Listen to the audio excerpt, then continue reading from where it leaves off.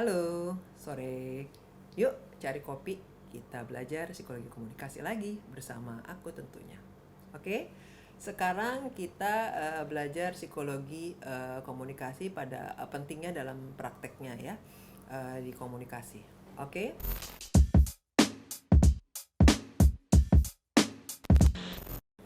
ya lanjut ya. Nah, materinya adalah pertama pemasaran. Kedua, perilaku media massa. Ketiga, organisasi. Keempat, media. Kemudian kalau pemasaran ya untuk psikologi komunikasi dan komunikasinya. Kemudian untuk perilaku media massa, kita bahas psikologi komunikasi dalam komunikasi yang terkait. Kemudian untuk organisasi, psikologi komunikasi dalam komunikasi. Untuk media, psikologi komunikasi dalam komunikasi yang terkait. Ini materi-materi bahasan kita ya. Pemasaran, perilaku media massa, organisasi, kemudian media. Oke, kemudian lanjut ke psikologi komunikasi. Kalian harus pahami dulu apa pengertiannya adalah kegiatan individu yang sedang ya menyampaikan sebuah pesan antara komunikator dan komunikan ya teman-teman ya, menjadi stimulus yang menimbulkan respon pada individu yang lain. Psikologi komunikasi merupakan salah satu ilmu yang memang perlu dimiliki untuk semua pengusaha media ya teman-teman, maupun mereka yang memiliki profesi dan berkecimpung dalam pekerjaan tersebut. Di mana di dalam psikologi komunikasi terdapat sebuah interaksi sosial yang bisa terjadi antara kontak ya, yang juga komunikasi lakukan ya. Pentingnya psikologi komunikasi ya dalam praktik ilmu komunikasi teman-teman adalah tadi disampaikan ya, pemasaran, organisasi, media dan perilaku, kemudian kaitannya dengan audiens ya teman-teman ya. Oke. Kemudian kita bahas one by one ya ke pemasaran. Kalau misalnya ke komunikasi pemasaran, teman-teman pasti paham ya antara komunikasi kemudian pemasaran. Jika kalau disimpulkan komunikasi ya pada konteks pemasaran ini adalah merepresentasikan ya semua unsur dalam bauran pemasaran yang memfasilitasi terjadinya pertukaran informasi dengan menciptakan suatu arti yang disebarluaskan dari penjual kepada pelanggannya ya, ataupun bisa disebut kliennya gitu teman-teman ya. Jadi konteks dari psikologi komunikasi pada komunikasi pemasaran ya disampaikan seperti itu ya, bahwa adanya keterlibatan ya untuk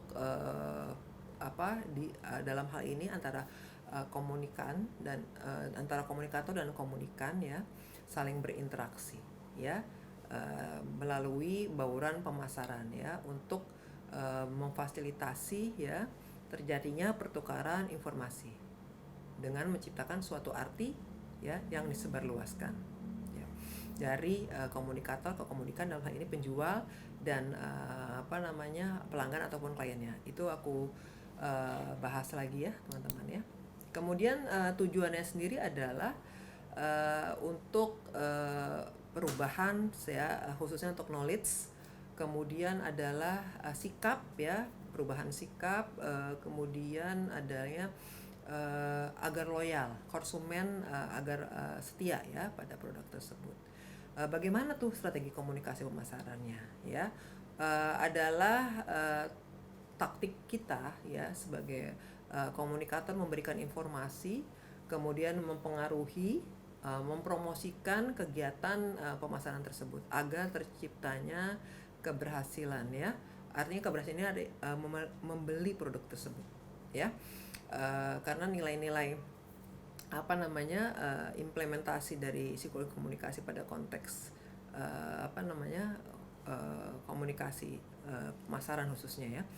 Nah, unsur-unsurnya apa aja tuh? Periklanan ya, kemudian promosi penjualan, hubungan masyarakat, humas ya, atau public relations, dan publisitas tentunya, personal selling, penjualan personal gitu ya, kemudian pemasaran langsung, direct marketing ya, kemudian acara ataupun pengalaman ya, bisa disebut event. Oke, sampai di sini teman-teman gimana? Ada pertanyaan? Oke, kita lanjut ke organisasi ya guys. Oke, kita bahas organisasi. Kontribusinya psikologi komunikasi nih dalam organisasi seperti apa ya, khususnya di manajemennya ya, manajemen organisasi. Pertama adalah memberi pandangan ya, memberi pandangan penting mengenai motivasi, kemudian proses-proses interpersonal ataupun antarpersonal ya dalam organisasi. Kedua, fokus artinya perhatian manajer ya, dari vertikal ya ataupun horizontal ya pada proses-proses tersebut. Kemudian teman-teman kita pahami juga adalah pandangan ya, pandangan yang menyatakan bahwa karyawan merupakan alat dan pendelegasian ya, bukti pendelegasian keyakinan ya, dengan mengedepankan ya bahwa karyawan merupakan aset ataupun sumber daya yang sangat berharga bagi perusahaan ataupun organisasi. Oke, nah di sini dalam kaitannya untuk psikologi komunikasi, konteks manajemen organisasi gitu ya, adalah bagaimana mengatur ya, memanage, mengolah sumber daya, dalam hal ini adalah pekerja ya, ataupun top manajemen gitu ya, vertikal, hubungan horizontal, untuk memenuhi kebutuhan ya. Kemudian perspektifnya dari manajemen perilaku berfokus pada perilaku karyawan tadi ya dalam konteks organisasi. Oke, sampai di sini pahami ya. Kita lanjut lagi ke fungsinya ya, fungsi psikologi komunikasi pada konteks organisasi. Menurut Robbins tahun 2008 ya, sistem berpikir yang mendalam dalam ibaratnya gini, mendalami kekuatan yang tidak diketahui ya jumlahnya secara konstan ya, secara tetap bekerja di dalam organisasi modern. Di sini disampaikan bahwa teman-teman mengarahkan ya, bisa mengarahkan, kemudian setelah itu intervensi ya, kemudian mengatur kegiatan, selanjutnya membagi tugas, kemudian menentukan anggota gitu ya teman-teman. Terakhir adalah kita sebagai mencapai visi misi yang kita inginkan. Oke, lanjut kita ke media ya dan perilaku audiens komunikasi. Bisa disebut juga perilaku konsumen teman-teman ya, adalah bagaimana individu ataupun kelompok atau organisasi memilih, membeli, kemudian menggunakan dan menghabiskan suatu produknya ya, layanan, ide ataupun pengalaman untuk memuaskan keinginan dan kebutuhan mereka. Perilaku konsumen ini berlangsung dalam beberapa proyek ya, proses maksud aku ya, yaitu psikologis maupun keputusan membeli, decision makernya ya. Oke, sampai di sini ada pertanyaan teman-teman? Oke, lanjut. Nah, proses psikologi sendiri ini ditentukan adanya stimuli lingkungan ya, dari faktor ekonomi, teknologi, politik gitu ya, budaya, kemudian sampai pemasaran. Produk ini sendiri adalah pada tahapan memasuki kesadaran konsumen. Kotler and Keller sampaikan 2016 bahwa motivasi, persepsi, pembelajaran, ya, memori. Di sini unsur-unsur ya yang sangat dominan dalam proses psikologisnya ya untuk konsumen ya utamanya. Oke, di sini kalau di persepsi ada perhatian selektif, distorsi selektif, retensi selektif ya. Kemudian di pembelajaran ada motivasi, ada isyarat, ada respon, ada penguatan dan peneguhan.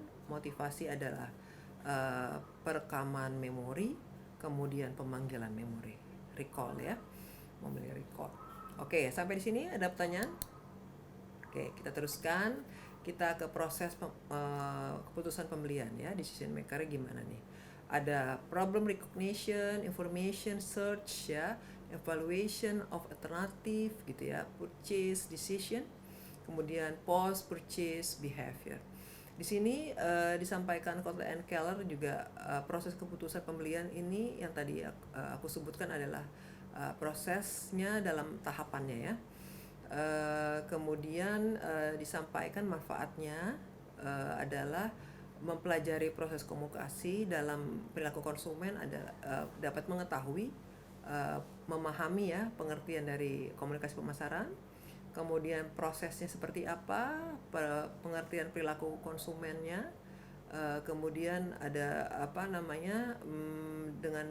dengan kaitannya ya, all about proses keputusan ya pada pembelian. Kita jadi memahami bagaimana proses komunikasi dalam perilaku konsumen dengan mempelajari psikologi komunikasi ini ya. Teman-teman ada pertanyaan? Nah, terakhir kita bahas tentang psikologi komunikasi terkait pada media ya.